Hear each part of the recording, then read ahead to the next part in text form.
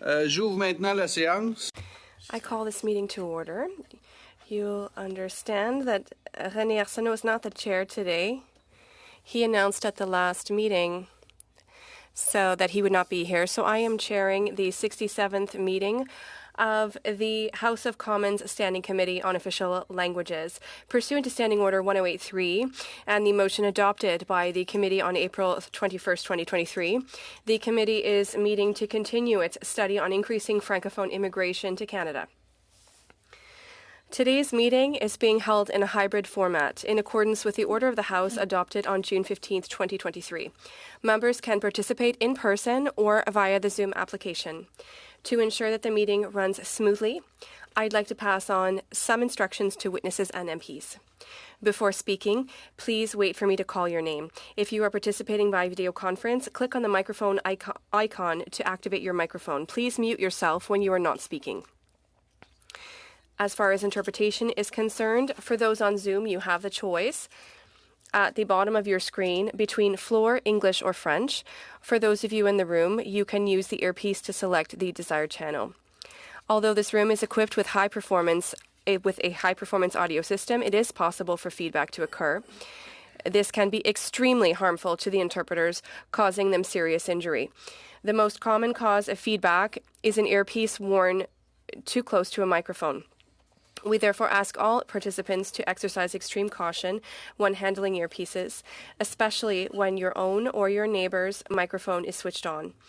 To prevent incidents and safeguard the interpreter's auditory health, I invite participants to ensure that they speak into their assigned microphone and to avoid handling the earpieces by placing them on the table away from the microphone when they are not in use. Please note that all comments from members and witnesses must be addressed to the chair. For members present in the room, if you wish to speak, please raise your hand. For members on Zoom, please use the raise hand function. The committee clerk and I will do our best to maintain speaking order, and we thank you for your patience and understanding.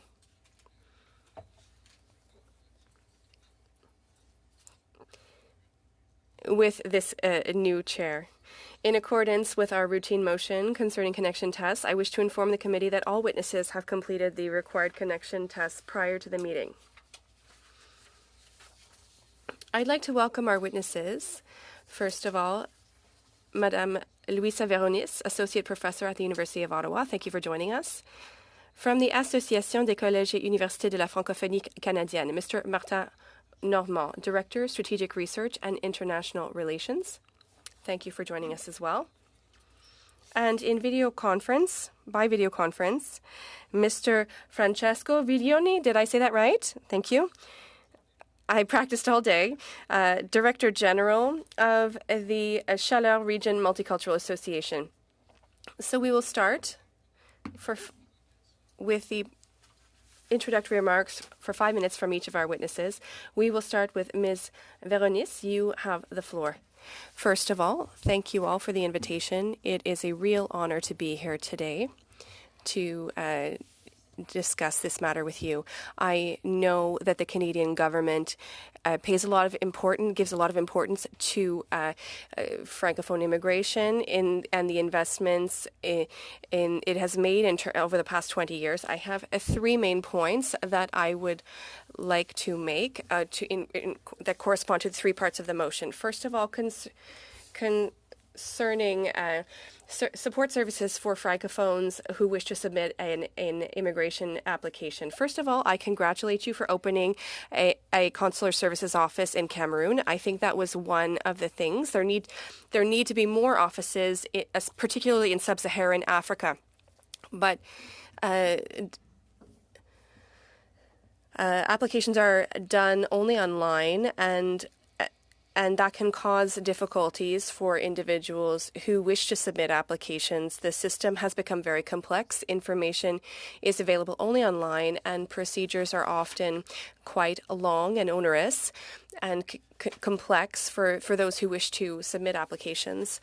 And they can represent barriers to individuals who wish to submit applications. And that is added to the fact that information is changing, categories are changing, the point system for express entry is changing, and I had an interview for a project earlier this summer, and an agent officer told me that even for her, who was a specialist, it was hard to stay updated. So perhaps you would need to organize webinars that explain to applicants how to submit their applications, or even make people available who can answer questions and meet specific needs. And you may also consider having officers who are trained by the government to and there are people who are desperate in Africa, and they have paid a lot of money to agents who are not official, officers who are not official. So the system as it is currently has a number of difficulties that could be improved upon. For those who are already in Canada, notably with temporary permits for work or study, you would also need to provide support to them. I'm thinking of students who are prime candidates, and they encounter many difficulties, notably that they must submit 2 applications, the permit plus diploma, and then the permit for temporary residency. We could accelerate the process for them. And there are also unreasonable waits, like expectations that are unrealistic, like 1 year of experience in their field when they are students. And all of that represents issues. And I think that students who have spent time in Canada are the best adapted to be, and I myself, as an international student who is bilingual, I can tell you that it really facilitates things. Above and beyond that, I think that there need to be a more radical initiative to completely change the system for Francophone immigration and separate it from general immigration in Canada, which is destined for Anglophone Canada. I think that we need to facilitate and accelerate and make it much simpler for everyone. So other options would be to accelerate family reunification, which simplify procedures for economic immigrants and have a subcategory. And then there's the matter of issues that students that I've already touched on. To go more quickly, point B, concerning resources and supports in Canada. Pre-departure services are underutilized and relatively unknown. People who are waiting to come to Canada, many participants in my research told me that they would have benefited greatly from these services, but they didn't even know that they existed. It is an exceptional service, and it is underutilized. I would also say that we need to broaden support services for international students or temporary work permit holders to accelerate their integration and transition. And I had another of recommendations more specific about to employment, but I think I don't have much time left. Concerning my last point, improving the approval rate for applicants, there needs to be a Francophone immigration system. I would invite you to wrap up. And another suggestion would be to consider accelerating the opportunity for international students to directly access permanent residency after they graduate. Thank you, and you'll understand, obviously, that you can continue your thoughts during the Q&A round. But unfortunately, I am the keeper of the time, and I must be strict about it. So you had a 25-second extension, and Mr. Normand, you have the floor, and I will be as tolerant with you as I was with your colleague. Thank you very much. Thank you for this invitation. Canada has put in place policies to promote the recruitment and admission of international students to post-secondary institutions. These policies are justified by expectations regarding the economic and social integration potential of graduates. The same is true for students who attend post-secondary institutions in French-speaking minority contexts. According to a survey conducted in 2020, over 90% of international students at our member institutions intend to seek employment in Canada at the end of their studies, which is a higher percentage than the Canadian average. This proportion, while impressive, masks the challenges faced by both international students and post-secondary institutions.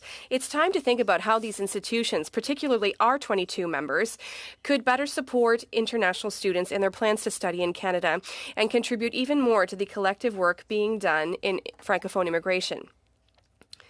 From the outset, the issue of study permits was put on the government's agenda thanks to the concerted efforts of several stakeholders. It was documented that the refusal rate for study permits from African applicants, particularly from French-speaking countries, was much higher than in other recruitment pools. Certain corrective measures have begun to be implemented. At the start of the new school year in September 2022, the acceptance rate for study permit applications from African countries improved slightly over previous years. Since then, our association has developed a constructive relationship with IRCC to better coordinate its efforts with post-secondary institutions. In addition, in collaboration with IRCC and Global Affairs Canada, our association is developing new promotional initiatives, both with international students and with the various teams involved within government departments in Canada and abroad. Secondly, our establishments offer a wide range of services to support international students throughout their school careers. These include pre-departure support, orientation and integration services on arrival, including help with finding accommodation, academic success, and preparation for the job market. Some also offer support to those wishing to make the transition to permanent residency. Yet the systemic barriers faced by international students remain numerous. Many establishments are already taking action to increase the scope of their services and to facilitate the creation of links between international students and Francophone communities, which is one of the keys to successful integration. To continue to retain a portion of this clientele in Canada, we need to devise a systemic, coherent, effective, and ethical approach that views the career path of international Francophone students as a societal project that forges links between educational institutions, community service organizations, employers, and the community as a whole. There are good reasons to invest in these efforts. The international student body at post-secondary institutions represents a significant pool of potential candidates for permanent residency, which can help us achieve our community and government objectives for Francophone immigration and meet our critical labor needs. Federal institutions must therefore be called upon and encouraged to adopt various positive measures to support post-secondary institutions in their efforts to contribute directly to increasing Francophone immigration. That's why we're making two recommendations today. First, that IRCC develop positive measures to increase its collaboration with post-secondary institutions in Francophone minority contexts. One such measure could be to explicitly recognize the role of post-secondary institutions in achieving government and community objectives, as well as their shared responsibilities in welcoming, supporting, and ensuring the success of international students. And two, that the federal government create a permanent support fund for the post-secondary sector in Francophone minority communities, with criteria that respect provincial jurisdictions while enabling institutions to use the funding received to develop structured measures aimed at consolidating and expanding their activities. The vitality of Francophone minority communities depends in part on post-secondary institutions that have the capacity to act to respond adequately to emerging needs and issues. Ongoing support from the federal government for post-secondary institutions in Francophone minority settings is essential to ensure the presence of strong institutions that serve all communities and have the means to help the federal government achieve its targets, particularly in terms of Francophone immigration. Post-secondary institutions devote a great deal of time and effort to recruiting, welcoming, training, retraining, and accompanying international students as they settle into their communities. Governments have a collective responsibility to ensure that they can continue this work, especially in a context where Francophone immigration targets will continue to grow. Thank you. Thank you, Mr. Normand. And now we will move to our witness online, Mr. Villoni, from the Association Multiculturelle Région Chaleur. You have the floor. Thank you, Mr. Chair. Members, committee members, thank you for inviting our organization to take part in this discussion, which will help you better understand the dynamics with concerning growing Francophone immigration. and I hope to be able to answer all of your questions. With my team every day, we are living immigration. Our role is crucial in the integration of newcomers. We work on the economic integration of newcomers in the Chaleur region. Permanent residents, international students, temporary workers, every day our community is growing. Francophone immigration is a source of cultural dynamism. It brings new traditions, new art, and new perspectives to our already very rich cultural landscape. The Multicultural Association is one of 4 centres across Canada that welcomes Francophone refugee clients, mainly from Africa. Canada offers refugees the possibility to build a new life thanks to our collective work. Francophone and Acadian communities are open to welcoming, integrating, and including refugees, regardless of whether or not they speak French. Francophone immigration strengthens our existing communities. It allows French speakers or Francophiles from all around the world to find a welcoming land where they can grow, contribute, and be an integral part of our large Canadian family. By welcoming more Francophones, we are investing in the sustainability of the language and the French culture in Canada. With our team, we are strengthening welcoming services and orientation services offered to immigrants. We offer employment support, cultural and social integration support, family services, and crisis support, and we focus on professional integration and linguistic integration. We are working hard in our region to raise the awareness of citizens and to discover these new cultures and the new workforce. We are striking partnerships with employers to facilitate the placement of Francophone immigrants in positions that correspond to their skills. Furthermore, Francophone immigration brings undeniable economic advantages. These newcomers often are highly qualified and bring with them precious skills that contribute to the economic growth. They create businesses, they innovate, and they actively participate in our collective prosperity. As an association, we are participating in Destination Canada to promote our regions and Francophone immigration in Canada. Through these missions, we are showing others provinces where it is. We are showing people that it's possible to live in French outside of Quebec. In these missions, I would say we've inspired newcomers to settle in our province and start a business while living in French. We are proposing with our program La Ruche a mentorship with experts, and we offer them services and tools that are necessary for starting a business so that newcomers can better understand the Canadian system and start things more smoothly. Through the immigration programs like strategic initiatives in New Brunswick, qualified workers who speak French and who have a certain level of education and experience can have access to permanent residency, and they can contribute to the province's economy. Our clients are facing difficulties in the recognition of their studies. We have French teachers from Africa who cannot work in their field despite a labor shortage in the sector. A large step forward was made for workers in the Francophone health sector who today are working through recruitment missions and international agreements and can work as professional nurses. However, employers are mostly Anglophones, and that can also be a problem for Francophone newcomers. As I was explaining, our association accompanies newcomers from their pre-arrival to their full integration. When newcomers They don't know that there is a new school system. Children must get used to a new culture, which can be very different from that of their country of origin. I myself am an immigrant, and I've lived in a number of countries, and I can confirm today that Canada is a model in immigration and integration. It is important not only to increase, but also to maintain the levels of Francophone immigrations. 30 seconds. In conclusion, ladies and gentlemen, Francophone immigration in Canada is a major asset for our country. However, it requires a well thought out and balanced approach based on respect for values and our linguistic heritage. Together, we can build a strong Francophone Canada that is inclusive and prosperous and that shines on an international scene. Thank you very much. Merci beaucoup. Thank you. So we'll go for our first round of questioning. I'll explain our procedure. The first 4 members will have 6 minutes for questions and answers, and I will tell you now that if you have information or documentation to provide, please get it to our clerk, and she will get it to the members around the table. So we'll start with Mr. Bernard Schnierer of the Conservative Party. You have 6 minutes, sir. Thank you, Chairman. And I thank the witnesses for being here.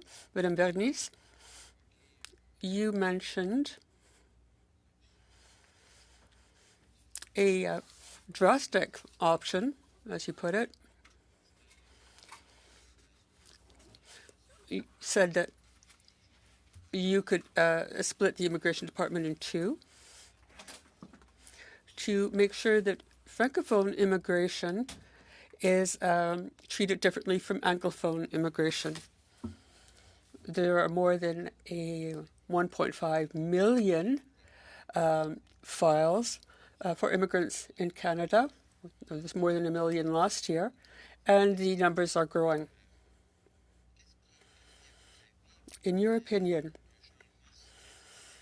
what has brought about this significant change with respect to Francophone immigrants? We know that the immigration system does have its flaws, but we'd like to improve.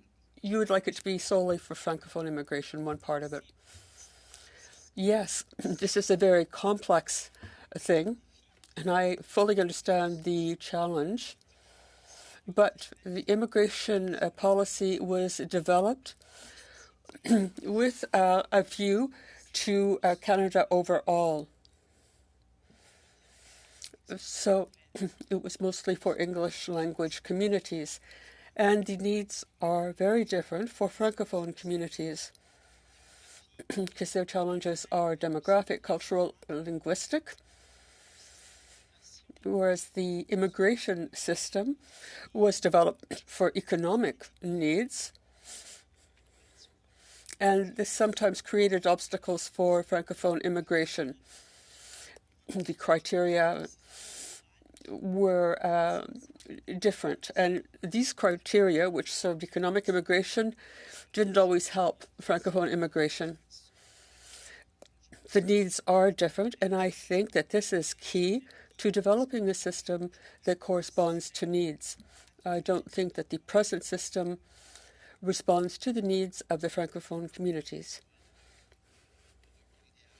Well, in a perfect world,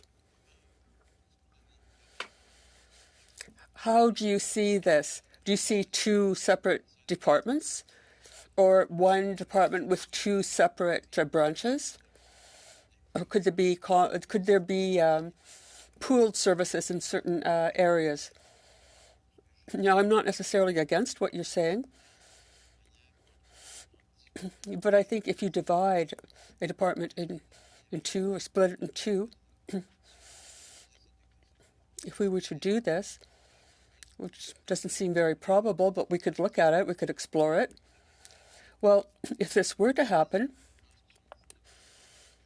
I think we have to realize there are some things that are basic to any kind of immigration.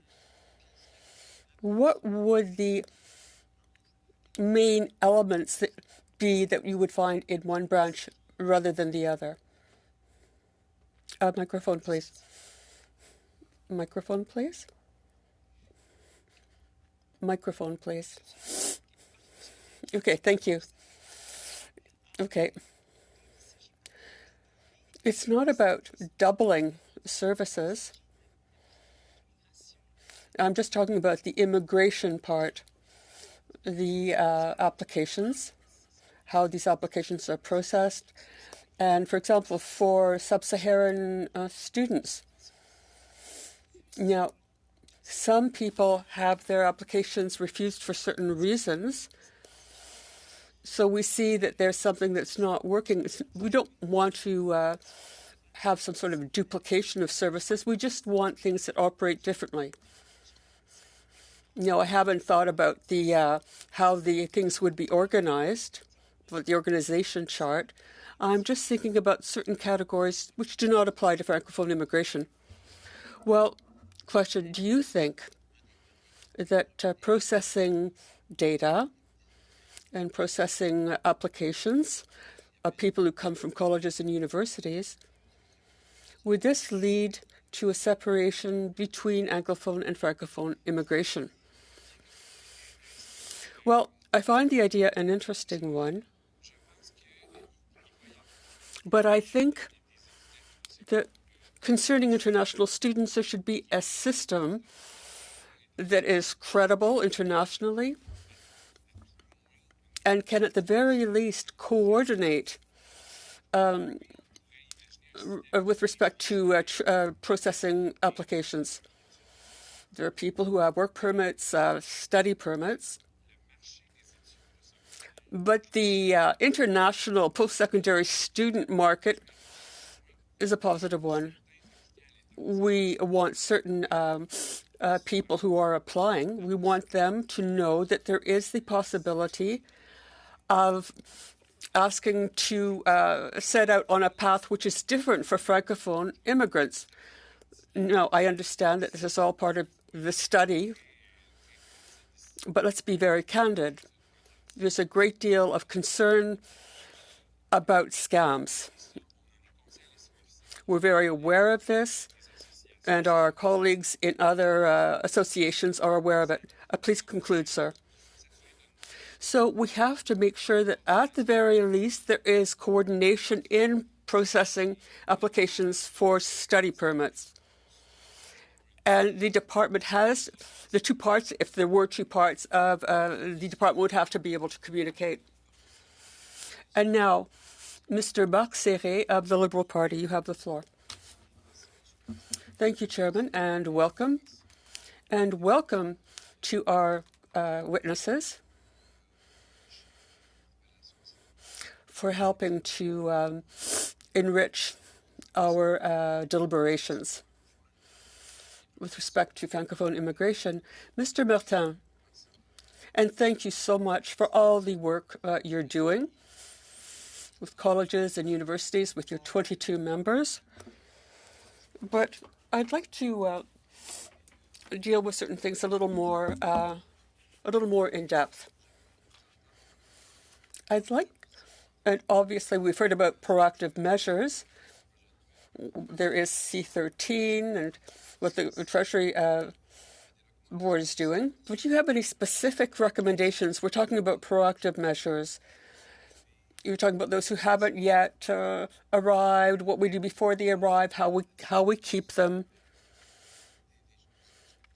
Can you give us something more specific in terms of recommendations? And based on what you've heard from your members. Well, post-secondary institutions play several roles in welcoming these students. They do promotion, they recruit, they help them with their studies, with their housing, with integrating them in the community in order to make sure that students have a really enriching student life on our campuses. But these proactive measures that we're considering are, first of all, to look at the possibility of temporary residents to use services that are reserved for permanent residents. Can international students are they really able to integrate if what they need or what is happening is that almost all settlement services are reserved for permanent residents? So they have questions. What would their immigration path be? How could you improve their integration in the community? What about contact with employers and with various community organizations? These aren't accessible to these necessarily to these all students. There are services on campuses, but they're not necessarily those that we find on English-speaking campuses.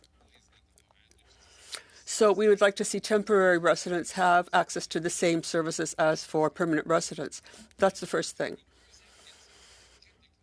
And secondly, and this is a bit technical, but it made all the difference for our universities. There has to be a continuing sharing of data. a great many of the data we have, well, very often institutions think that a student permit might be refused. And this has an effect on how we plan, how we do our planning. And for an institution to undertake long-term planning with respect to the number of students, international students they will be welcoming, well, all of this has to do with decisions taken by officials, and it makes the whole thing more burdensome. If there's more direct, continued coordination with respect to student permits, it would be a lot better downstream if we have this at the beginning. Many of these students come from institutions, and we don't always get data saying whether they can actually immigrate. Do we have enough? Do we have the programs necessary to ensure that someone who is applying for permanent residency is not disadvantaged because he was in a Francophone establishment or institution? So this data sharing would be extremely helpful. Thank you. Ms. Berenice, I know you were at our office in Cameroon. Did you say that this is only online? Do you have any recommendations, specific recommendations, about how we might do something in a more hybrid manner? Because online alone, that can lead to certain problems. What about a hybrid system?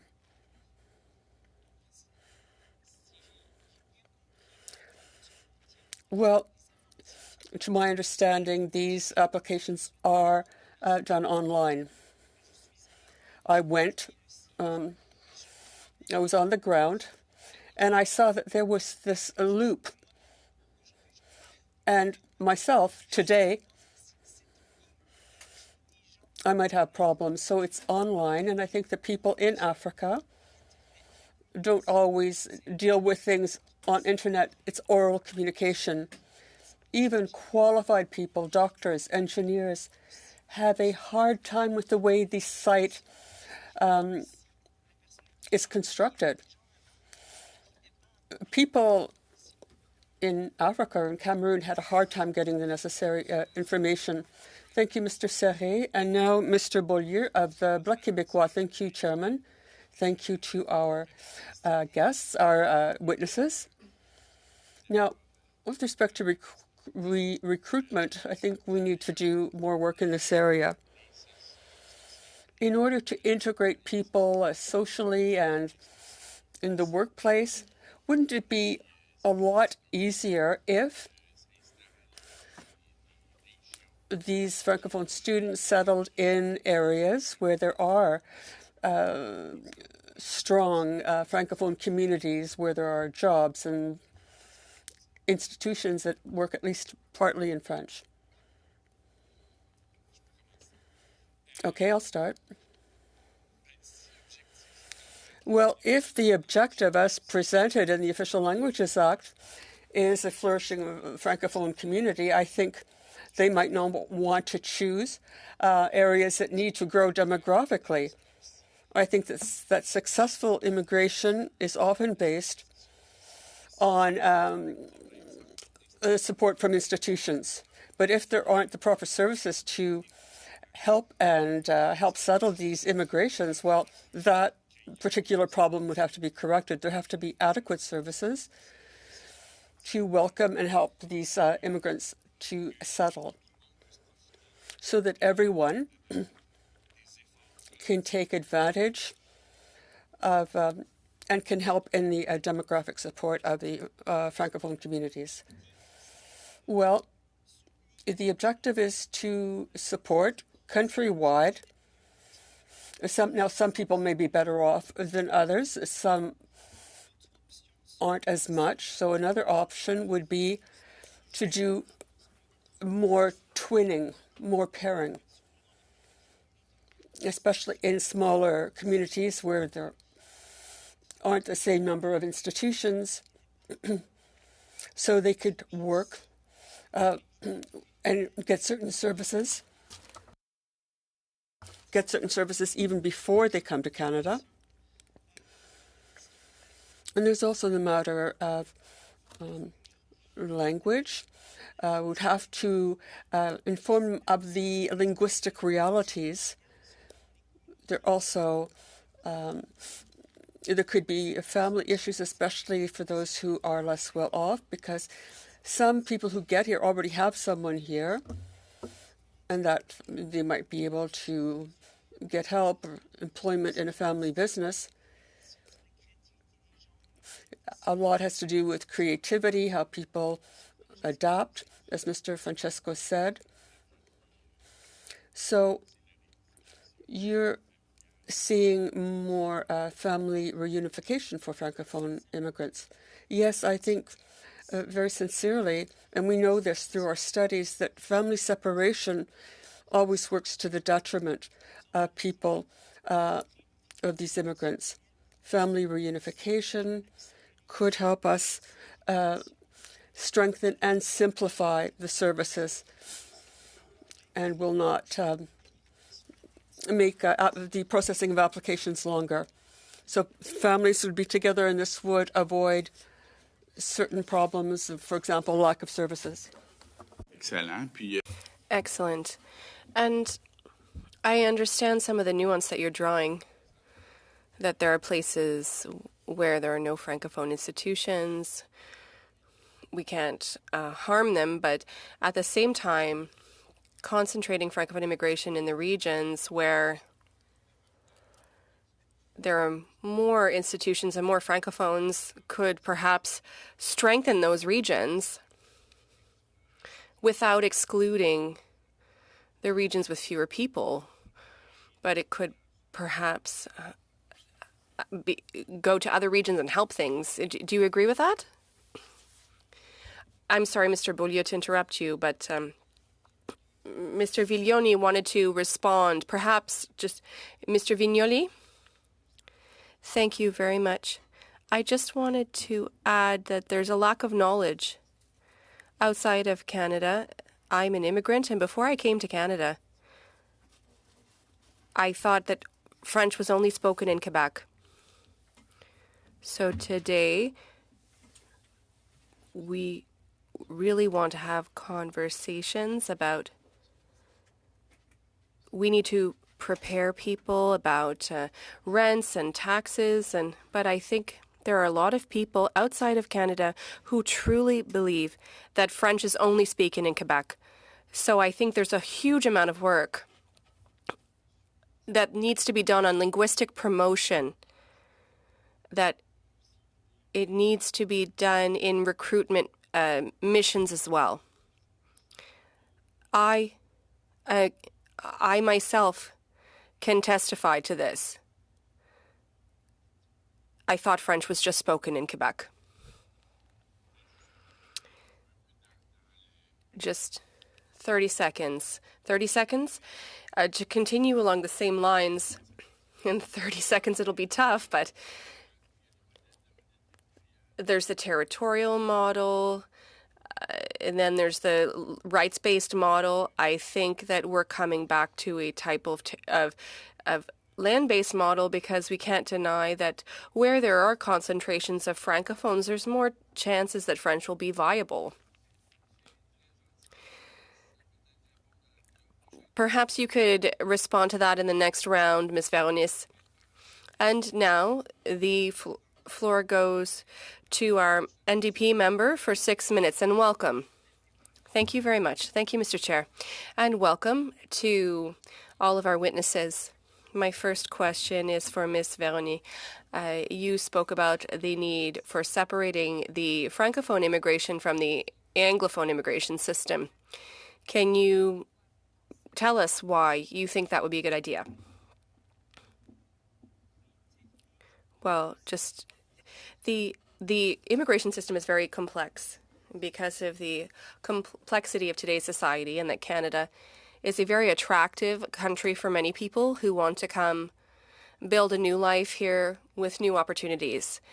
Nevertheless, there are a lot fewer francophones in the world than there are other groups, and so that complexity is not necessary, even less so because francophone immigration's needs are different from general immigration needs. So there are complicated criteria being applied for general immigration, and those are being applied to a group where the needs and the profile are different.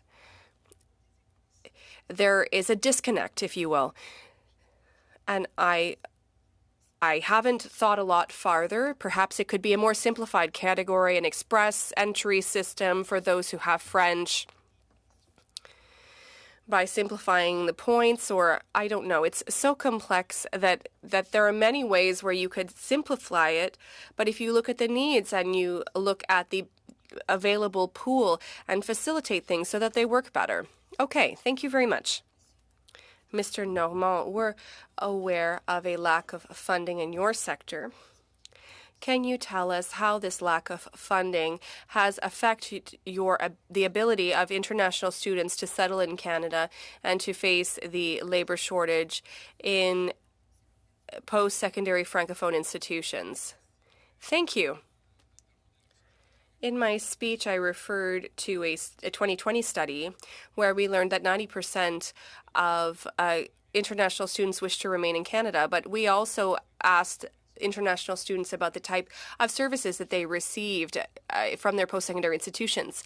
And the vast majority of them happily said that they wanted to remain in Canada because they felt they were well welcomed and supported by their post-secondary institutions. But there are still gaps on which we need to work.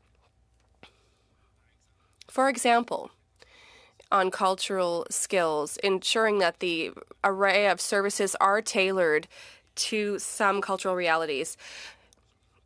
On communication methods, Madame Véronis spoke about this earlier. Not everybody uses the internet in the same way. Perhaps there are communication methods that do not always reach international clients. There are improvements to be made to our post-secondary institutions. Despite all the goodwill, there are challenges related to funding, and that is the case for all institutions, but particularly Francophone institutions. And so all of these institutions need to make difficult decisions about where to invest. And as I said, despite all of their goodwill, they don't necessarily have the resources available to develop all of these services that they would like to provide, including for international students. There are perhaps types of services that are much more onerous to develop or offer. For example, immigration advisors that could accompany international students at the end of their studies. And that's very onerous to offer. There are very few institutions that offer them. There are some because they received additional funding from the province to do that work.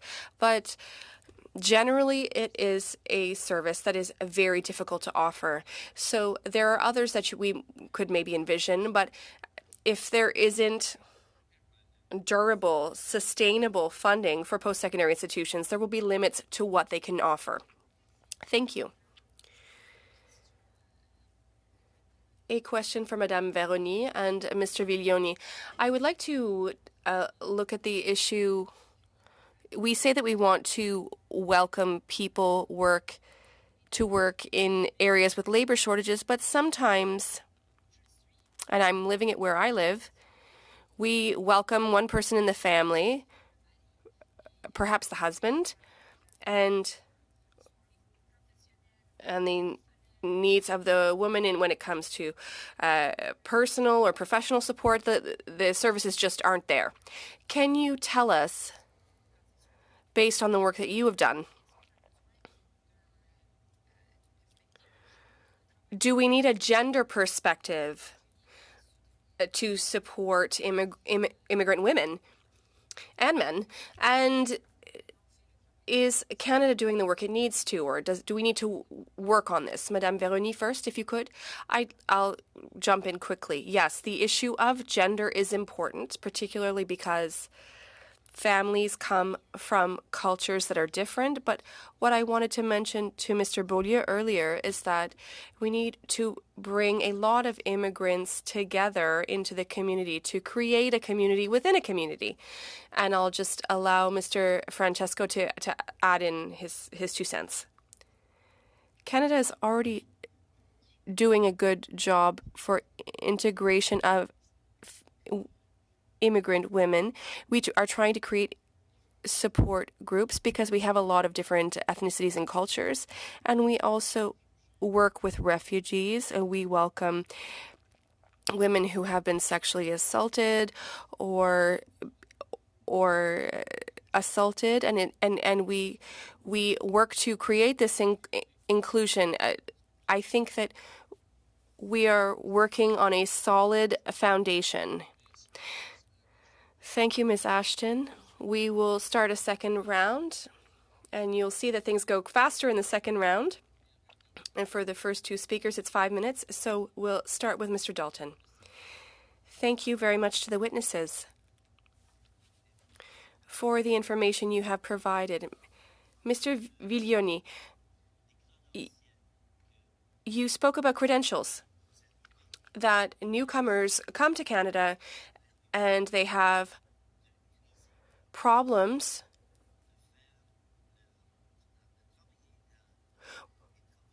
working in their field of expertise.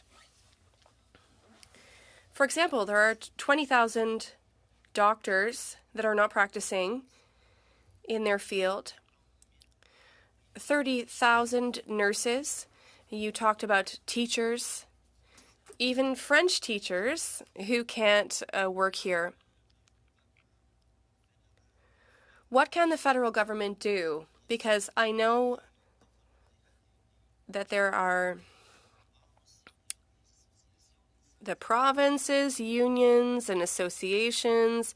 There's a lot of bureaucracy. But what can we do to push the issue? Because they came here to work in their field because of their profession and because of French, but then they can't work in their field of expertise. If you could start, and then after that, I'd like to hear from Madame Veroni. Yes. Thank you, Mr. Dalton. We need to recognize foreign credential recognition. There are French teachers who are here. Well, doctors, I can understand that perhaps it could be complicated. We are welcoming a lot of people right now that have health training, and they were either professional nurses or doctors in their country of origin, and they provided care.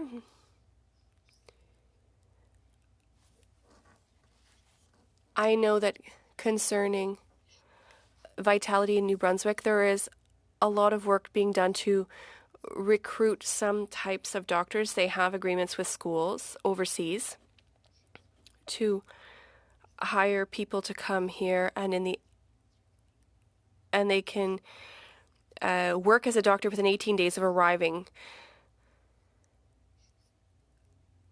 I think where we can really improve things is in fields here in New Brunswick, where we need more regulation. I think in workers like language professionals or language teachers. And concerning international students, I know Canada is investing in recruitment missions to recruit international students in European countries. And today, those students cannot stay in the country after they finish their studies. We have over 300 international students who graduate but cannot start a business. They are required to go work to meet their needs. So I think we need to review those procedures so that integration isn't a frustrating process. Today it is frustrating. Thank you very much. Ms. Veroni? Yes. One of the recommendations would be the recognition of international diplomas and experience. In recent interviews, participants told us that it was very onerous and costly, and it took a lot of time. One of World Education Services does a diploma recognition. I think it just started working for Francophone applicants, so the government could perhaps help support the recognition of diplomas.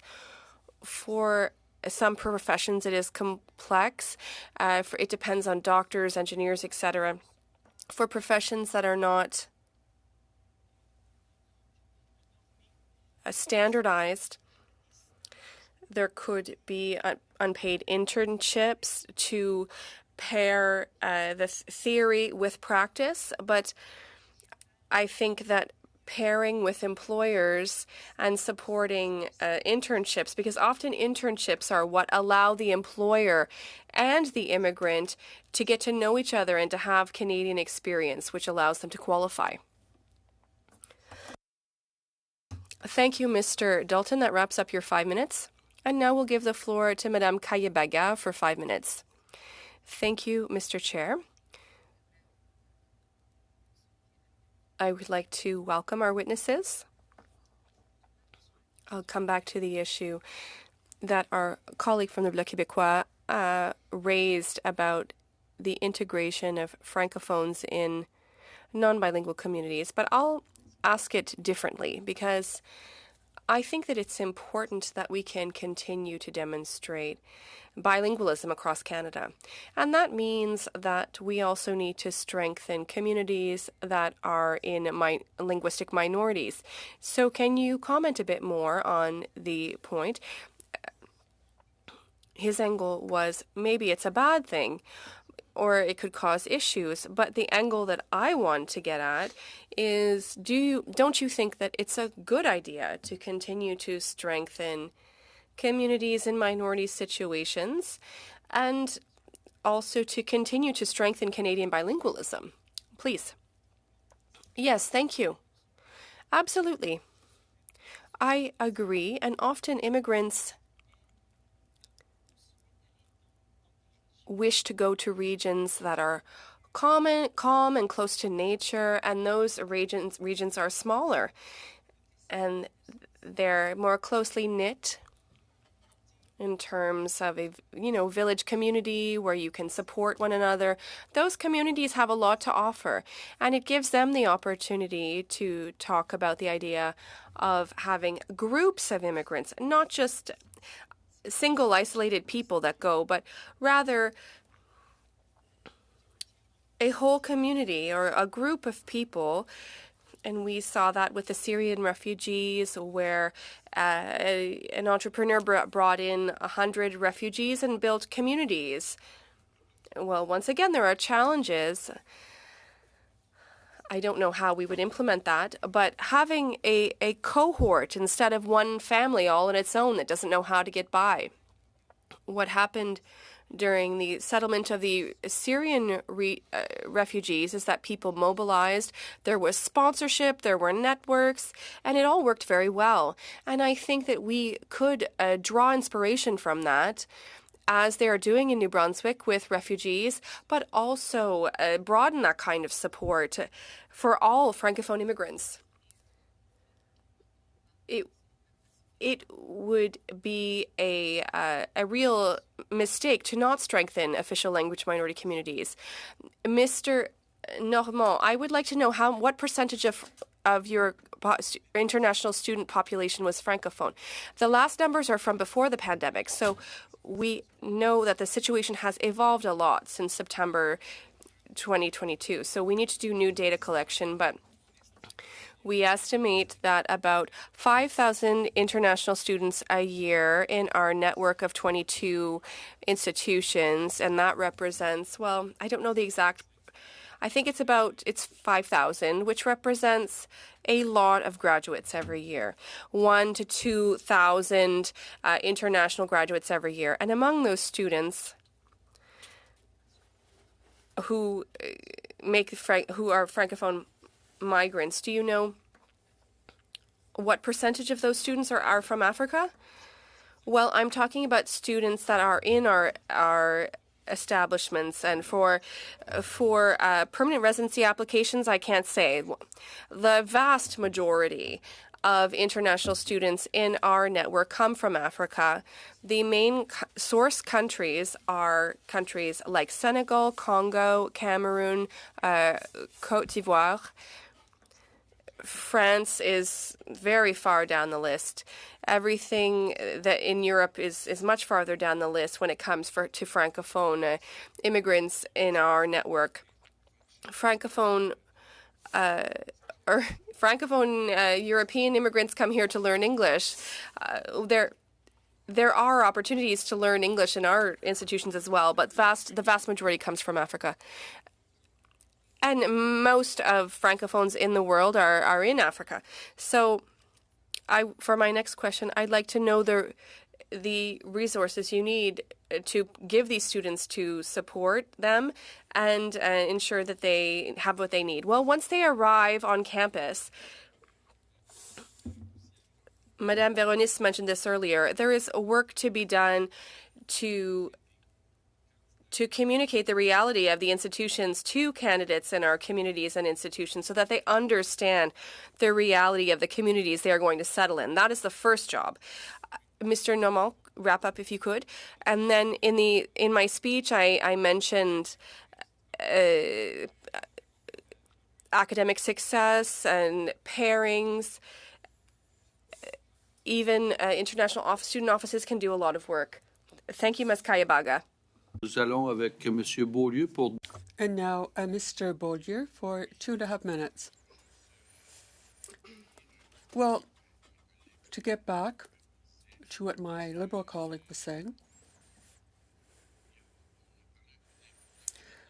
we discussed the importance of targeting immigration in places where there is a Francophone concentration. We saw studies, for example, the one by Charles Castonguay. We talked about New Brunswick, the rest of Ontario. These people, after the first generation, do they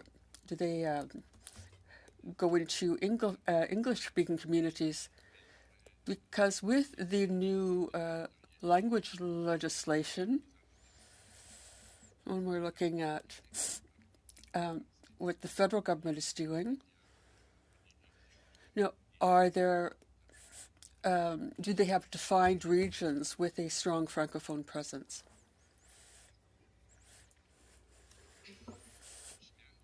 I don't want to see you start bickering, but we've seen with the present dogmas there's been a decline in French. Well, I think that avoiding Anglicization is a difficult thing. And keeping French as a language in a family and in communities and in community associations, it's hard to avoid English. I think it's more about having Anglophones speak French. And we have observed the popularity of immersion programs for Anglophones. Well, but the number of Anglophones who speak French is hardly increasing at all. Now, but a very quick question. Quebec remains a significant market for Francophone immigration. In order to stimulate Francophone immigration outside Quebec, wouldn't this be counterproductive for Quebec? That's a very difficult question.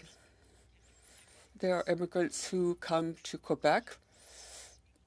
Do they go to Ontario? Are there immigrants in Ontario who go to Quebec?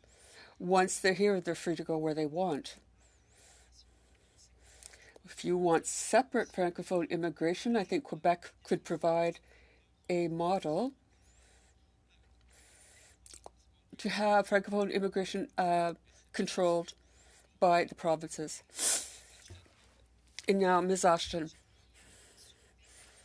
Well, I'd like to deal with the question of certain sectors. For example, the education sector, where they really need workers.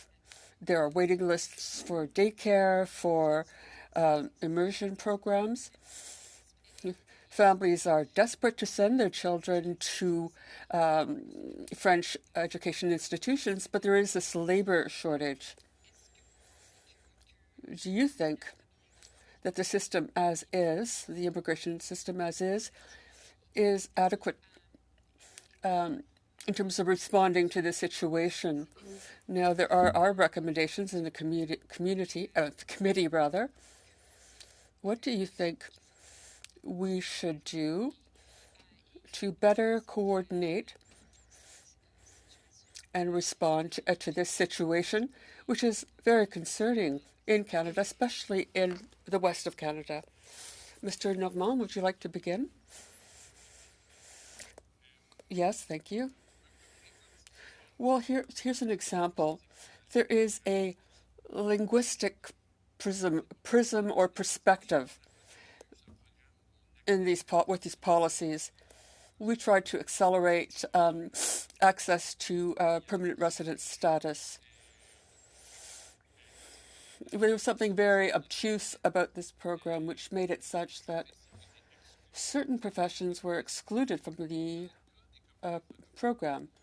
And in the case of Francophone communities, there was a labor shortage, which wasn't necessarily the case in Anglophone communities. So it's not real.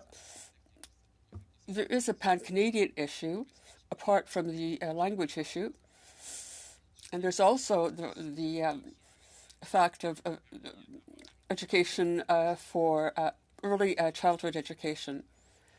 So we wanted to take advantage of this program to get access to permanent residence. The other thing is that you would think the number of French teachers would be able to counter the support of post-secondary institutions, but sometimes there are limits of the number of students who can be admitted. So these are programs which have a limited number of students. So Mr. Normand, can you finish, please? We have to make sure that there are spaces for these students in these programs.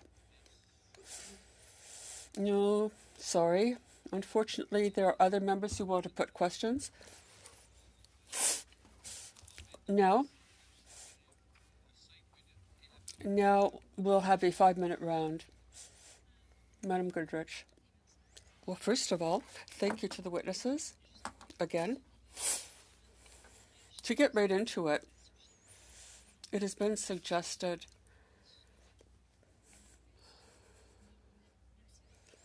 that we would have a national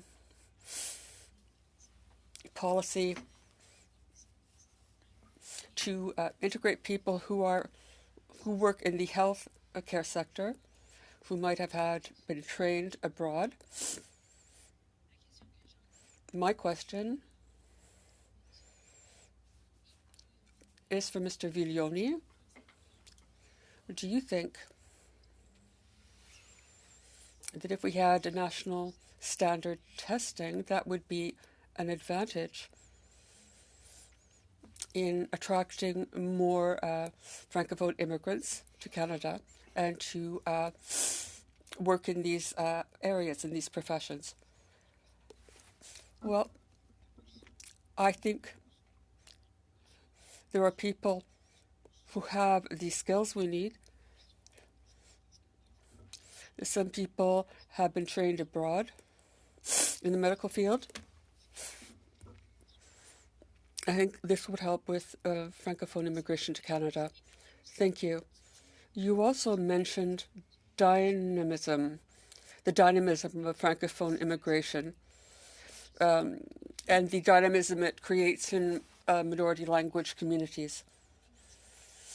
Now, there's a French immersion in Alberta and in post-secondary education as well. There are people who talk about the vibrant Francophone communities in Alberta and Saskatchewan. How do you think the Government of Canada might better help to share the Francophone communities throughout Canada? Now, you would need awareness-raising campaigns so that qualified Francophone immigrants would have that information. Now, there are areas where there are mixed situations. Now, there are Francophones who immigrate to all provinces of Canada. Now, how can we get more Francophones in official language minority communities? Something would have to be proposed to the federal government. Do you have any suggestions, any concrete recommendations as to what we might do? What could we do if we had all the money, all kinds of money, all the money we needed? What could we do? Well, as a foreigner, as an immigrant, I speak 3 languages. I live in Switzerland, where they speak 3 languages. And what shocks me the most in Canada is that Francophones choose English language schools, when in other countries, people speak 3 languages and they study English, or they might study history in French and something else in Italian. So I find it rather shocking that in Canada, you can have children who are mixed in the same group where they speak the same language. I find that rather disturbing. I think you might discuss how to deal with this. Great, thank you. And a question? I beg your pardon, I forget. Ms. Verenice, you talked about 2 sorts of immigration.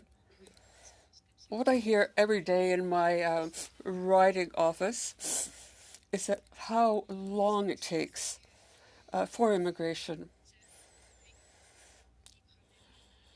Do you think that there would be a way of dealing with this very concerning issue, especially, do you think this would help to solve the situation?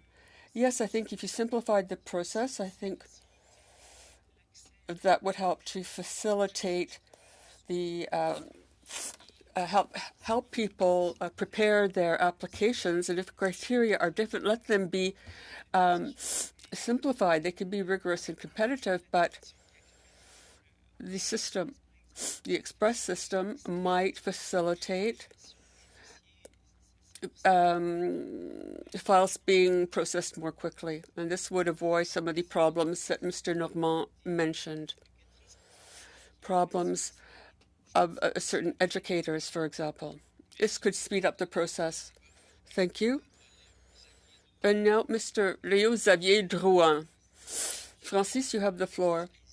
Thank you, Vice Chair. I think you're doing a great job. I think I'll start with Mr. Normand, who comes from a wonderful community, Hawkesbury. That's my hometown where I was born. Now, there are some people there more intelligent than I am. It might be you. You talked about obstacles for, in terms of professional bodies. You know, people say there aren't enough spaces in colleges and universities to accept students. Do you know if any of your members have partnerships? I'm thinking about the lack of professors both for grade school and secondary school. Are there partnerships with universities in Africa, for example, that might help deal with these obstacles? Is this something that your association is working on, or your members are working on? Well, as an association, we don't do this kind of work, but sometimes we have mobility agreements Sometimes we might outsource some courses or have them deal with certain courses to get them up to standards. There are other policies for certain disciplines. We have mentioned several times national standards, but professional bodies, that's a provincial jurisdiction, so they would have to be at the table to consider the question of skills and appropriate levels of training. But this is up to the professional bodies that are a provincial jurisdiction. Now, it's not because someone has been able to have their credentials recognized or their qualifications recognized. This doesn't mean that their diplomas and their coursework can be translated. It would be very difficult for them to have this done.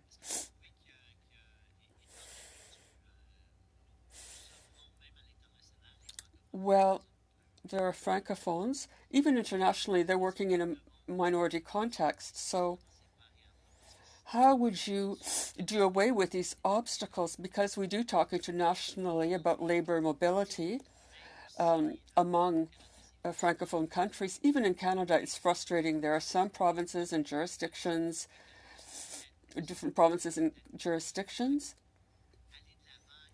Is it up to us to be proactive and not wait for professional bodies? For example, we francophones, we work in an Anglophone majority, even with respect to professional bodies. Do you think we can do away with these obstacles? Because at the end of the day, we pay the price when there's a labor shortage in terms of education and medicine. And that's a real problem in our minority language communities. I think that even if professional bodies fall under provincial jurisdiction, they can, there could be some sort of message sent to them from leadership, and to make sure that the linguistic aspect is factored in. There has to be fair access to training material, which would help people get into certain disciplines. There are all kinds of actions that could be taken that where the federal government could show leadership and could be better informed about its responsibilities towards the flourishing of francophone communities. It's hard for them to flourish in the context of labor shortages. We have to find ways for them to complement their training. And this work is important. So, Madame Berenice, you talk about more work in embassies and consuls in Africa. Quickly, Ms. Berenice, I had talked about mobile clinics. Thank you. Thank you, Mr. Drouin, and I'd like to thank your son for being with us. And now we'll continue for another 5 minutes. And it's now Mr. Bernard Généreux has the floor.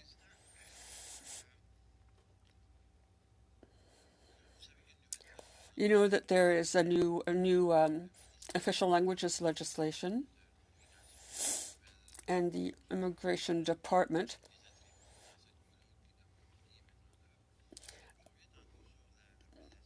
will be dealing with certain changes because of it.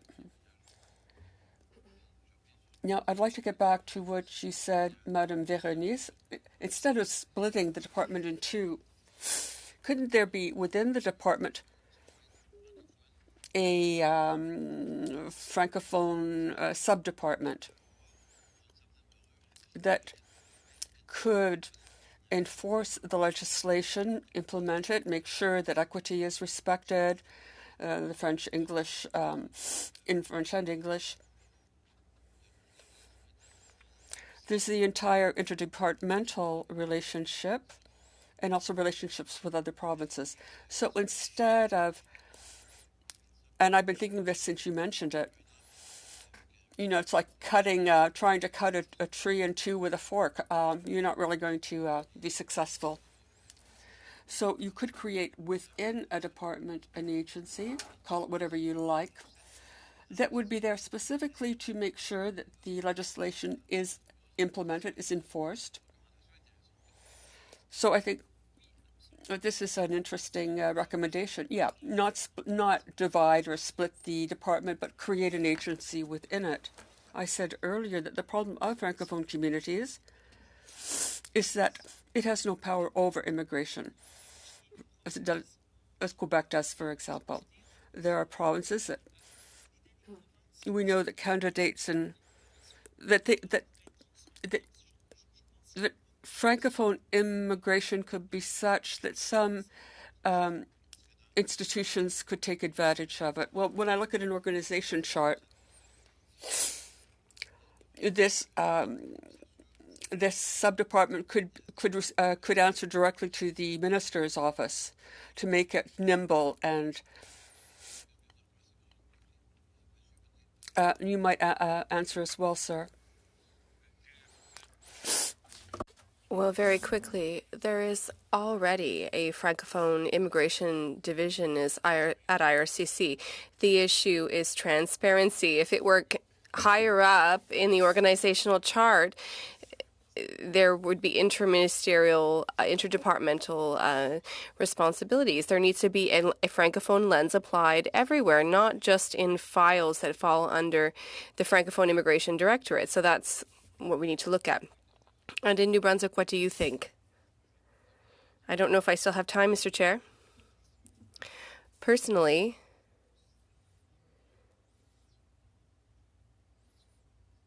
immigration in Quebec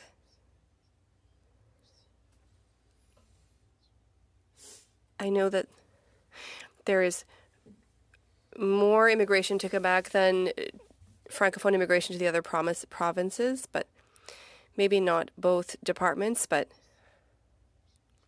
the files of people who wish to Quebec and then people who are Francophones in other provinces. Personally, well, I'm a Francophone interested in immigration, and it took me 2 years. Well, welcome to the club. Mr. Normand, quickly. I think you've been in this field for a number of years now. Do you feel that there has been any improvement? Well, the act was adopted, but it hasn't truly come into force yet, or it hasn't been systematically applied yet. Do you believe that there has been an improvement? Because when we hear testimony, I've been on the committee for 8 years, and I don't always get the impression that we're making real progress. Do you think there have been? Do you think there's been real progress? Because did you see a real difference on the ground after these changes were made? I think in some ways there are, yes. When I was an international student, it was nearly impossible to become a permanent resident. So there, it's working much better. Yes, there have been a lot of investments, massive investments. Nevertheless, all immigration increased. So the percentage of the Francophone target, well, it also needs to increase. And that is the challenge currently. I think if they had stayed with previous numbers, we would achieve the target or exceed of it. In conclusion, Ms. Véronese, thank you. So we're well aligned. Before we continue, I would like to quote my colleague, cutting a tree in half with a fork. I hope that Ms. Lecomte can note it down so that we can draw inspiration from it in the future. Mr. Sanson, you have 5 minutes. Thank you very much, Mr. Chair, and thank you to the witnesses for your expertise and your suggestions in a very important field. I'll start my questions with the government book on immigration. It contributes nearly 100% to Canadian economy, and it will soon contribute 100% more. So immigration is key. Okay, so given all of that, Ms. Veronis, you are proposing an independent, different structure. Mr. Généreux questioned you on the doubling, but you said you need to seek out the specificities that are based on the needs of communities. And I believe that Africa is really where we would be seeking out the vast number of francophones. But there are a number of things that are very important. Students are already here. We can have them permanently faster. Mr. Normand proposed that maybe colleges and universities could play a role. I believe my colleague from New Brunswick talked about refugees. We could seek them out. So there are some interesting factors. So if I asked you quickly, if you were the minister and you had two suggestions to make for a new policy that will be in place by June 2024, what would you say? And you have about 35 seconds each. Family reunification, which I talked about. If you were a minister and you had to write the policy, what would be in your policy for Francophone immigration? Because they need to do this. What are the two most important things that the government should do quickly? Well, facilitate applications, what I said earlier about the way the procedure is established, and then target certain groups, or simplify the procedures, or target certain categories. Thank you. Mr. Normand. Two quick suggestions. Separate stream for Francophone immigration, that is, programs that precisely meet the needs of Francophone communities rather than pan-Canadian issues. And then look at the economic situation of immigrants. And the message is that needs to be that when you come to Canada, you will be welcomed with open arms and you will be supported. And my colleague from New Brunswick, you have the floor. Thank you very much. The 2 points for targeted immigration, for the immigration project, and support for all immigration streams, not just permanent residents. Do I still have time? Perhaps, thank you, Mr. Normand, perhaps you could talk a bit more about that. You said if universities and colleges had more funding to build an infrastructure to better integrate our students, because there is a pan-Canadian strategy, but we're looking for a Francophone strategy.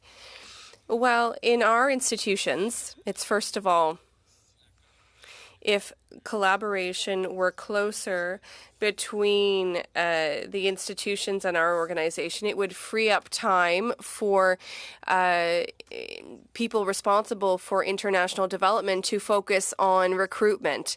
And that would free us up, free up some capacity. If there were additional funding, as I said earlier, we could imagine other services to ensure that when a student comes out of the institution, they are equipped with all of the tools that they need to obtain permanent residency. Sometimes there might be obstacles, like mastery of English could be one of them. There could also be, based on some officers, the professional baggage is perhaps not as relevant, and it can be an obstacle to their permanent residency. So we need to ensure that the services are ready at the institution to ensure that those who wish to obtain permanent residency have the files that will be approved. Inaudible for the interpreter. Thank you, Mr. Sanson. And now we'll go to Mr. Beaulieu for 2.5 minutes. Quickly. The ACUFC, when it made the announcement on official languages, said there are $32 million set out annually over 4 years, when the Liberals had promised $80 million a year. What are the consequences of that discrepancy? Well, the first consequence is financial. Yes. In terms of money available, it is half of what was promised. So institutions were dreaming about what they could do with a fund like that, and they were talking about improving access to programs and services, incentives for welcoming international students. There were lots of things that we could imagine with that money, and with less than half of the money promised, it's certain that services will be reduced. But it's not just the amount of money, it's the sustainability of the money. It means that, once again, it's a 4-year program. The criteria are not all out, but we don't know what it will be, whether there will be small initiatives, one-offs that meet emergency needs rather than structured, sustainable programs that target profound issues. Those 4 years might seem long to some people, but 4 years is the length of a bachelor's degree. We won't fundamentally change the post-secondary institution in 4 years. You need to project longer. There needs to be permanent funding that will help us to find structured solutions and that meet the needs that we have documented in Francophone OLMC institutions. And there are 32 measures. There's one specifically on international students. So with that money, we would be able to address most of the recommendations, but you don't have the funding and it's not permanent. Well, the issue of permanent funding will cause issues. Quickly, you said that Francophone institutions are not treated fairly. Can you give us an example of that? Well, first of all, economies of scale are not the same in small institutions as in large ones. So you can't expect, well, for example, we heard very recently of an example where an IT system for an institution will cost the same amount of money for a large institution as for a small one, but they still have to pay the same bill at the end of the day. So permanent measures that would allow us to address that gap. Thank you, Mr. Normand. And now, Ms. Ashton has the floor for 2 minutes. My first question is for Ms. Veronis. You said that we need to have more services in Africa, for example. And we already heard that on the ground. The concern and the lack of consular services and the use of visa reception centers, which are for profit. Do you believe that the use of these visa reception services improve our system, or do they create a system in which only those with the financial means can submit an immigration application? Is it a barrier for those African families that wish to come to Canada? It seems to me that the current system, where these centers are concentrated in a number of countries and the candidates must sometimes travel for interviews, and it's partly online, so the current system penalizes some. Yes, the immigration system is unequal. Those who can pay the fees for submitting applications and others can't.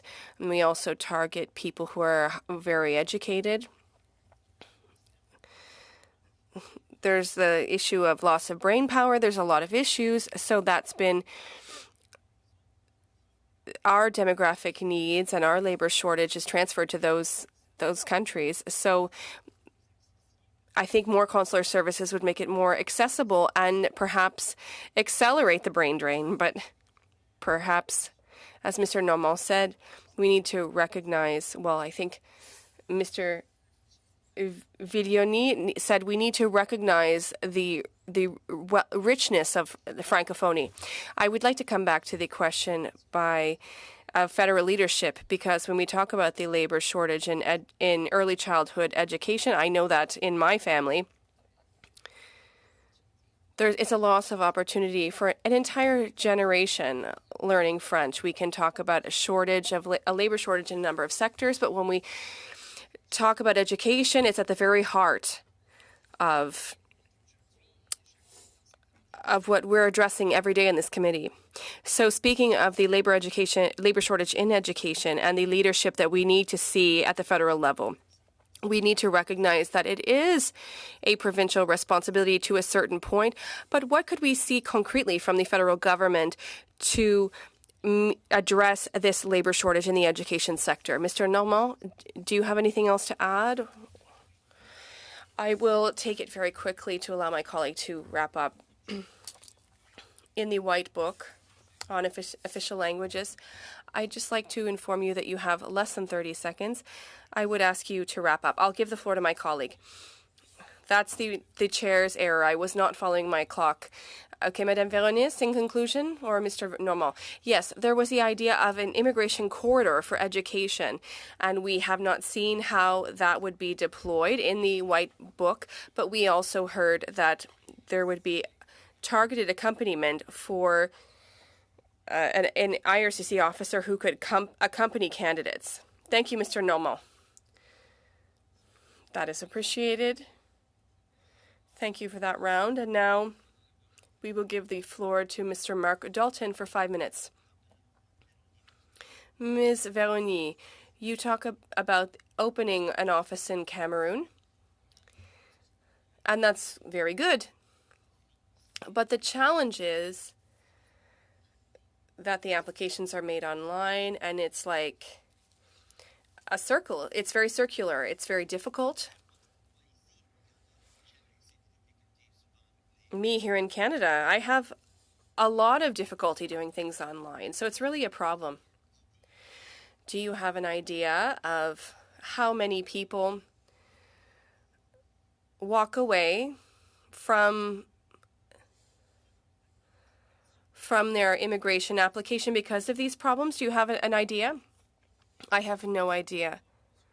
I don't even know if that's quantifiable or measurable. Perhaps you could look at the country of origin and the number of requests, and then perhaps establish a percentage of the applications that were not successful. But there are other repercussions. People don't walk away. They work very hard. I was surprised by the number of people who contacted me from Africa who were scammed. And perhaps they don't have the money to do another legitimate application rather. So I can't measure that. I haven't done that work. I can't give you an answer on that. Can they telephone and receive assistance over the phone? No. I don't think that you can call. There is a number. Unless you've submitted your application and then you have an officer, there is no one you can interact with. But you had problems as well. Yes. I was trying to help someone who told me, well, what are the categories? And I myself was I was having difficulties. And the other difficulty is the number of categories that exist. There's permanent, temporary, student, permits for this, permits for that. It's very complicated for someone from Africa who works differently because the information culture is different. Yes, we really need to simplify things. So you also spoke about pre-departure services. Can you tell us a bit about those? Pre-departure services? Yes. So the government invested a lot of money to offer pre-departure services for people who have received permanent residency but are waiting for their visa or papers or the time their flight to leave. Many of them don't know that the services exist. And sometimes there was a time where people couldn't come right away. And so they were waiting and they didn't know that these pre-departure services existed. They are fantastic. And I conducted interviews with people who told me that if I had known, I would have prepared a Canadian CV before I arrived. I would have taken workshops on how to take an interview. What I understood, people receive a message or a letter, and at the very bottom, in small font, it says you have access to pre-departure services, but many people don't see it, so They're trying to do papers, sell their houses. There are lots of things to do, but they don't see. And so I didn't receive these letters. I don't know what it looks like, but it needs to be communicated much more clearly that there are these pre-departure services, and that might help people get ready before they come to Canada, where they start to pay rent and they need to find a job, and they get Canadian experience and workforce challenges and all that. My comment is perhaps we could use those people, these programs, to help them with the system as well. Mr. Vignoli, I just wanted to add to what Ms. Véronique said. I received that email for pre-departure services.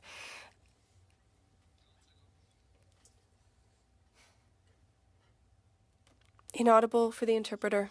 I'm sorry, Mr. Vignoli, we lost you. Perhaps you could restart again.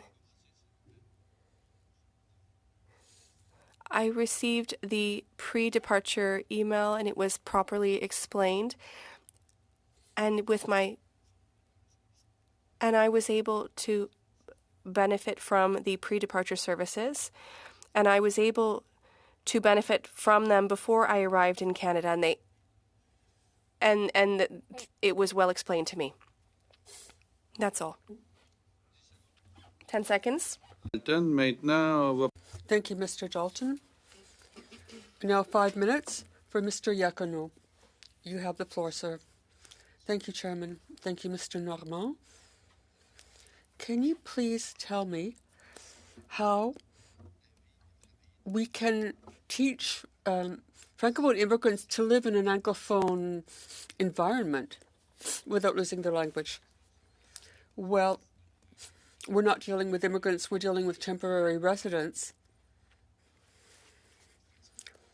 You know, you just cannot ignore English. It's impossible. Because further along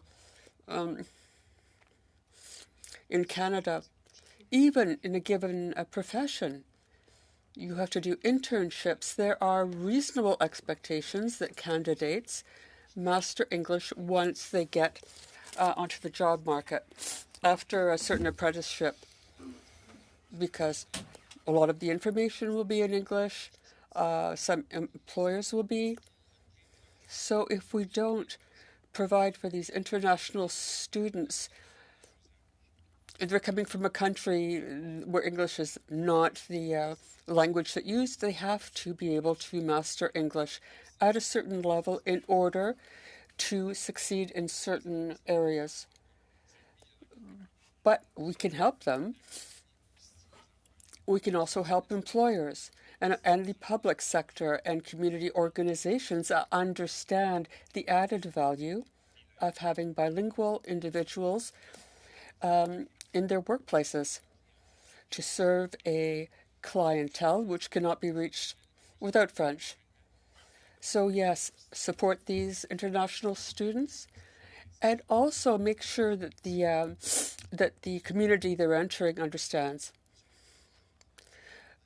Sir, Mr. Vignoli, how can Canada encourage entrepreneurship among Francophone immigrants? Well, in our sector in New Brunswick, we have an organization which is called La Ruche, or the Hive, and we have experts who help newcomers who want to learn certain things or start a business. We help these people with a startup. We help them to understand the Canadian system. Now, we're helping 7 Francophone immigrants, including former students. So I think that this program, which has been proposed in 4 other parts of the provinces, is a good one. Ms. Véronique, what could the Government of Canada do to retain these immigrants and to retain the use of French among these immigrants in official language minority communities? Well, these people already have a level of French. Just to add to what my colleague just said, these are people who need the institutions necessary for these people to maintain and use French. Some people have learned French and then lost it because of the specific environment in which they find themselves. So, do we offer them the ability to live their lives in French? Now, there will be jobs which necessitate English, but if people can at least live in both languages, people in official language minority communities also know the other language or live in the other language. There's also the issue of bilingualism, but people should have the possibility to live in both languages.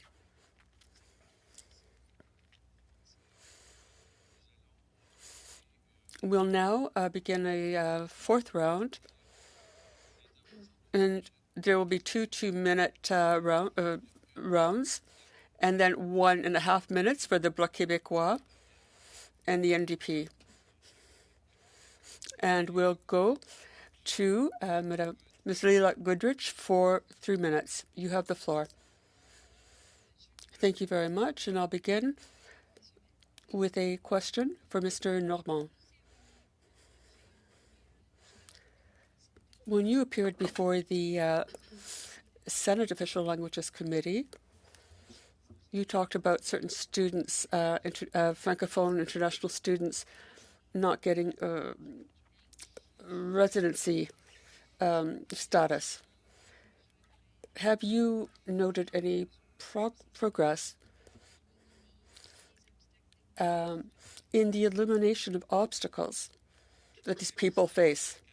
Well, thank you for giving me the opportunity to deal with this issue, because in September 2022, we did observe an improvement.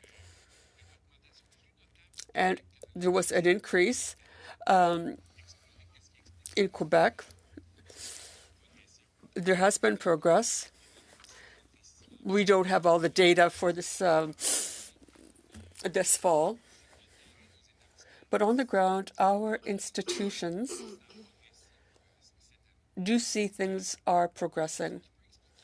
And what might explain this, and it's very simple, is to make sure that the officials who make decisions about visas are aware of our institutions, because it happens, and I noted this yesterday, it's happened that some student visas or permits have been refused because they don't think that these people can get post-secondary education outside Quebec. No, please go ahead. Thank you. I appreciate what you're saying. I was on the Saint-Jean campus, and it was something in a official language minority context. And a lot of officials don't understand that these Francophone institutions or campuses exist. So how do you promote the fact that there are Francophone institutions outside Quebec? Well, in the past years, we have informed employees at Immigration Canada and Global Affairs, and we provided training on our network. And this has an effect on permits being granted. Now, only last week, I gave 2 courses to people who are specialized, who are educators from Europe, who have training in education in Europe. I helped them to know what to do, and this would have a major effect on the public service and how they deal with these people in post-secondary education in Canada. Ms. Goodrich, thank you. No more time for you, but now, Mr. Siri, you have the floor. Thank you, Chairman. I have 3 minutes, so quickly, Mr. Normand, in your presentation, you mentioned 2 recommendations. You talked about, for example, issues with provincial jurisdiction and criteria. Can you talk to me a bit about the process there? Well, from our point of view, there are a lot of activities in post-secondary institutions which fall under provincial jurisdiction. And often this has to do with these kinds of activities. Now, one of them is Francophone immigration. That is a shared jurisdiction. The federal government takes a leadership role. But I think we might talk about what we could do for post-secondary educational institutions to be better able to receive these students. There's also levels of individual bilingualism. There are studies that say that keeping these people, in order to keep these people, there has to be post-secondary institutions that work in French in order to make sure that these people can maintain and use French professionally once they're out, once they've graduated. And I could go on. Other areas which are federal jurisdiction, where the federal government can act, it could be on the lack of teachers. There's a real shortage. They could help, even though it's a provincial jurisdiction. And we might think of other areas where this might work. At the end of June, the province of Ontario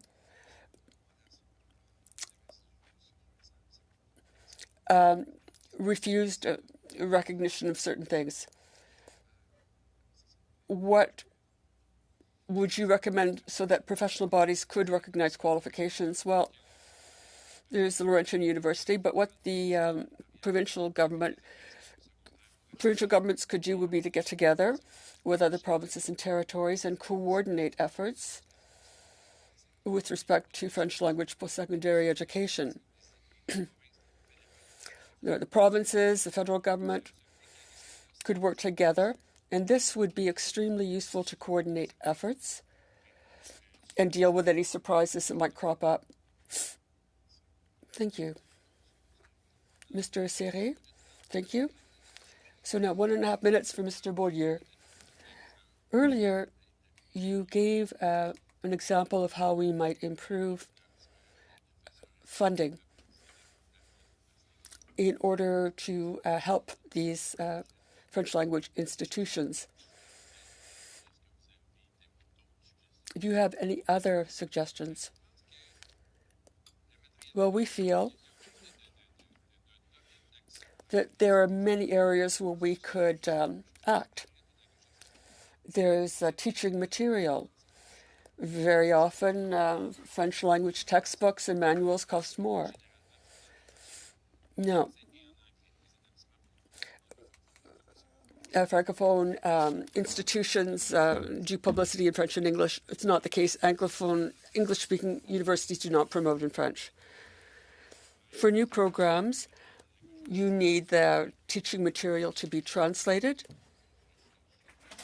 So couldn't Canada Research Funds be used for this? Well, in 30 seconds, we're not going to be able to solve this. But there's a whole field of possibilities that should be looked at. I'll stop there. Thank you, Mr. Beaulieu. You have 15 seconds. No? So now I'll go to Ms. Ashton, and then we'll end. We'll end with Ms. Ashton for 1.5 minutes. I want to give Ms. Véronique the opportunity to provide her advice on the education sector as to what the federal government might do to target this particular sector. Well, one of my comments was with respect for employment for international students. We talked about the importance of English. And my colleague, Maria Forest, who I think appeared before you, talked about obstacles that employers are reticent when it comes to hiring foreign students. So I would agree with my colleague, with Monsieur Normand, that there should be services to welcome and support these students, especially in the employment area, and provide information and help with English. This would encourage bilingualism, and it would also facilitate their transition to permanent residency. So it's not education as such, but it's targeting all these things. But I agree with all the examples just made by Mr. Normand. Thank you, Ms. Veronice. And this ends our question period. I would remind witnesses that if you have information, complementary or additional information, I would urge you to get it to our clerk. So thank you, Ms. Veronice. Thank you very much for appearing, Mr. Normand, a real pleasure. And Mr. Viglioni, thank you for having taken part. So, dear colleagues, in our next meeting, we will be continuing our study of increasing Francophone immigration to Canada for the first hour. In the second hour, we'll see us welcome the Minister of Immigration. So I'll check with committee members about, I'll ask, may I adjourn? Thank you.